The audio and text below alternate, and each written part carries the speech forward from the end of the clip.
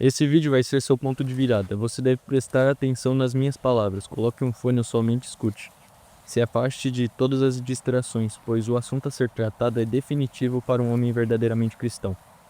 Maturidade, a capacidade de conhecer a si mesmo, ter uma identidade e ter o ego suficiente para não abandonar esta identidade. Primeiro ponto, qual a sua identidade? Gênesis capítulo 1, versículo 27. Então Deus criou o ser humano, à sua imagem. A imagem de Deus o criou. Homem e mulher os criou. Primeiro, você é homem. João capítulo 1, versículo 12. Contudo, aos que o receberam, aos que creem no seu nome, deu-lhes a autoridade de se tornarem filhos de Deus. Segundo, você é filho de Deus. 2 Coríntios, capítulo 5, versículo 17. Portanto, se alguém está em Cristo, é uma nova criação. As coisas antigas já passaram, eis que se fizeram novas. Terceiro, você como cristão é uma nova criatura salva pelo Senhor. Gálatas, capítulo 1, versículo 10. Acaso busco eu agora a aprovação dos homens ou a de Deus? Ou procuro agradar os homens? Se eu ainda procurasse agradar os homens, não seria servo de Cristo. Quarto, você não deve nada para ninguém, além de Deus. Você nasceu para agradar a Deus, assim por consequência, Efésios capítulo 2, versículo 10. Porque fomos feitos por Deus, criados em Cristo Jesus para boas obras, as quais Deus preparou previamente para que andássemos nela. Quinto, você foi feito para boas obras, para um propósito. Agora partimos para o segundo ponto, ego. Ego é aquilo que você busca, é a capacidade de insistir e resistência para criar ou alcançar o seu desejo. Por isso seu ego deve ser claro e firme, baseado na eternidade, nada além da eternidade. Ego pode ser traduzido também como aquilo que te motiva, a psique, a alma.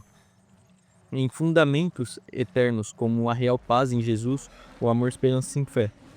Um ego tão firme que não seja desfeito por uma simples, na verdade, atenção feminina que preenche a carência. Tão firme que vença tentações e gere provisão para si e para sua família. E por último, que seja relevante no mundo. Eu me aprofundei em uma jornada para aprender essas duas bases da maturidade e dividi em 4 capítulos que são oferta, desejo, maturidade e determinação. Voltando a dizer, preste atenção. Capítulo 1, oferta. Gênesis, capítulo 4, versículo do 3 ao 5. Passando algum tempo, Caim entregou ao Senhor uma oferta dos frutos da terra. Abel também trouxe as primeiras crias do seu rebanho, com as partes gordas. O Senhor olhou com agrado para Abel e a sua oferta, mas não para Caim e a oferta deste. Por isso a ira de Caim se acendeu, e o seu semblante desfaleceu. Tanto a oferta quanto o ofertante foram rejeitados. O Senhor entrou em contato com Caim, dizendo que este deixou de fazer o bem. A oferta é rejeitada pela falta de bem, não pela presença do mal em si. As ofertas recebidas por Deus sempre foram relacionadas ao sacrifício de animais. Porém, Jesus já demonstrou que o coração também é observado por Deus. Quando a mulher que nada tinha entregou tudo, por exemplo. Além disso, o mais agradável para Deus seria a obediência, os sacrifícios. Aqui não existia lei, foi realmente um presente. Quando o Senhor foi até Caim, revelou o estado de sua alma, revelando que o pecado ameaça a porta. A palavra hebraica traduzida por ameaça é a mesma palavra babilônica antiga que se refere a um demônio maligno à espreita diante da porta de uma casa para ameaçar as pessoas do lado de dentro. Sendo assim, o pecado nesta passagem é retratado como um demônio. O mal só entra na casa se abrimos a porta. É preciso que o nosso coração deseje o mal previamente, como veio ocorrer com Judas, eliminando da questão os poderes demoníacos manipuladores, trazendo novamente o foco à responsabilidade humana sobre as suas emoções. O Senhor rejeitou a oferta de Caim pela ausência do bem, e essa ausência é igual ao pecado. Quando o bem não preenche, se abre a porta para o mal entrar, como Jesus já havia dito. Não basta se afastar do mal, o objetivo é se preencher daquilo que é bom. Agora, próximo capítulo, desejo. Tiago capítulo 4, versículo do 2 ao 3. Vocês cobiçam coisas, mas não as têm. Matam e invejam, mas não conseguem obter o que desejam. Vivem lutando e fazendo guerras. Não têm porque não pedem. Pedem, mas não recebem porque pedem com más intenções, com o fim de gastar nos seus prazeres. O pico de maturidade de um homem é quando este se torna pai. A necessidade de cuidar de uma família que depende de ti demanda muito de todas as habilidades que ele adquiriu durante a vida. Se tornar pai, marido, significa obrigatoriamente pensar um passo à frente, sempre no futuro. Não cabe mais espaço para desejos e cobiças. A ambição é voltada para o bem daqueles que estão próximos. Não é sobre viver a vida pelo próximo e se entregar esta vida para Deus e o seu propósito, pois se o seu desejo é alinhado aos propósitos de Deus, tudo que você pedir lhe será entregue e não irá precisar correr atrás do vento. A inveja cria quase que um câncer dentro do ser humano, o levando-o a pensar e cometer ações que jamais imaginou. Diferente da ambição, a inveja não busca conquistar, esta busca tirar do próximo para si, ou somente destruir o que é do próximo, para que ambos estejam no mesmo ponto. Viver por inveja é a forma mais imatura de se viver a vida. Não há esforço em prol de construir e criar, e sim de destruir e arruinar. Destruição essa que usa da própria mente e corpo como combustível. Quando se direcionar para o Senhor, entenda as suas intenções antes de pedir, pois para pedir e gastar em seus próprios prazeres não será o melhor a se fazer. Não vivemos na terra em busca de prazer, vivemos para seguir o propósito e assim cumprimos aquilo que o Pai nos ordenou. Então, se não for para obra, não se torna algo que devemos colocar valor.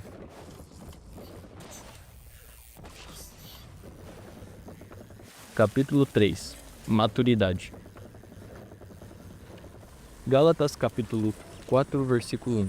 O que digo é que enquanto o herdeiro é menor de idade, em nada difere de um escravo, embora seja dono de tudo.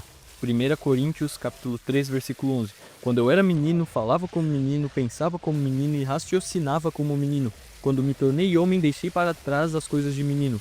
Existem questões que criam a diferença entre homens e meninos.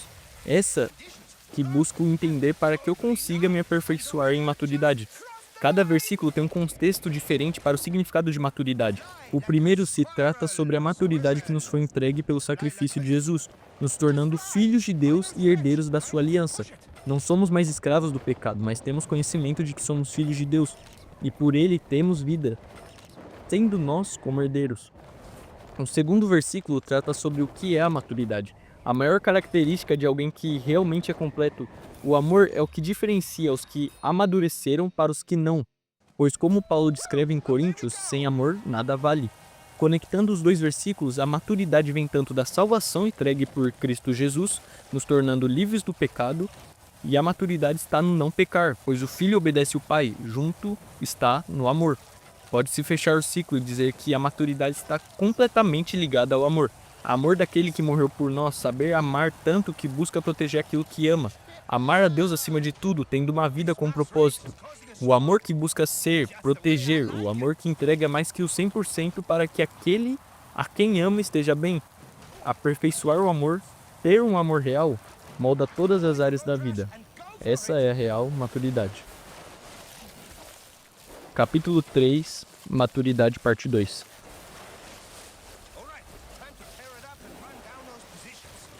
Hebreus capítulo 5, do 12 ao 14. Pois embora a esta altura já devessem ser mestres, precisam de alguém que ensine a vocês novamente os princípios elementares da palavra de Deus.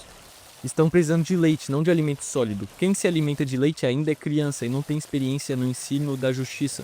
No entanto, o alimento sólido é para os adultos, os quais pelo exercício constante se tornaram aptos para discernir tanto o bem quanto o mal. A vida do cristão, na verdade, o símbolo do cristianismo é Jesus, onde seu maior feito que nos salvou e ainda criou esse baralho de cartas que é o cristianismo, foi a sua morte e ressurreição. Romanos 8,36, como está escrito, por amor de ti enfrentamos a morte o dia inteiro, somos considerados como ovelhas destinadas ao matadouro. Gálatas capítulo 2, versículo 20, estou crucificado com Cristo. Assim já não sou eu quem vive, mas Cristo vive em mim. A vida que agora vivo no corpo, vivo pela fé no Filho de Deus, que me amou e se entregou por mim. Ser cristão é buscar ser como Jesus, e todos os dias devemos carregar nossa cruz e seguir a Ele. Mateus capítulo 16, versículo 24. Então Jesus disse aos seus discípulos, se alguém quiser vir após mim, negue-se a si mesmo, tome a sua cruz e siga-me. A morte é o que passaremos todos os dias, mas antes que seja assim, a morte de nossos desejos e vontades do que a morte eterna, da qual fomos livres. Estar estagnado, não estar mais próximo de Deus, não abandonar a si mesmo, sacrificando sua própria carne em prol da proximidade com o Senhor, é, querer fugir dos alimentos sólidos. Não o sacrifício da carne de forma literal, pois o sacrifício de Jesus já é perfeito e nos trouxe a vida eterna. A morte para o cristão é diária, uma morte que resulta em vida eterna, e mesmo que não seja por matar a nossa carne, que somos salvos por sermos salvos todos os dias, por amor a Ele enfrentamos a morte. Se dizer cristão, tendo só conhecimento da teoria, mostra um falso evangelho, um evangelho que afasta as pessoas da verdade e nos torna objeto de zombaria. O avançar para alimento sólido significa praticar o que foi ensinado, tanto o que se ouve, tanto o que se lê, pois a palavra se torna viva quando aplicada. Capítulo 4. Determinação. Lucas, capítulo 14, versículo 28 ao 30. Qual de vocês, se quiser construir uma torre, não senta primeiro para calcular o preço e verificar se tem dinheiro suficiente para completá-la? Pois se lançar um alicerce e não for capaz de terminá-la, todos os que virem zombarão dele, dizendo: este homem começou a construir e não foi capaz de terminar. Se não for para terminar, nem comece. Se não acredita que irá conseguir, nem tente. Essa frase é um dos pilares da minha personalidade, que se baseia na economia de energia, pois entendo que sem fé e sem propósito o destino é a ruína. Por isso que ao começar a seguir Jesus não me resta mais nada, não resta nada além de Jesus. A determinação de seguir até o fim a Deus é quase uma obsessão. Estou vivo, eu respiro, por simplesmente começar a viver eu devo me apegar a essa vida, no sentido de estar vivo. Desde o momento em que nasci, não devo desejar a morte, pois Cristo já morreu por mim. Isso é incrível. Por Ele comecei a viver, por causa dele vou continuar vivendo. Quando nascemos, não resta nada além da sobrevivência. Quando amadurecemos, não resta nada senão viver. Filipenses capítulo 1, versículo 21. Porque para mim, o viver é Cristo e o morrer é lucro. A maturidade se completa no amor. Se não tenho amor, sou imaturo. Não é sobre amar a vida, mas viver esta vida por Ele, buscando ser como Ele. Não houve restrição em seu amor, da mesma forma não deve ter restrição no meu amor. Se continuar vivendo, será Cristo, mas se meu corpo morrer, vou saber que entreguei meu melhor. Busco quando estiver na presença do Pai, eu não ter vergonha e sim paz, pois comecei e fui até o fim.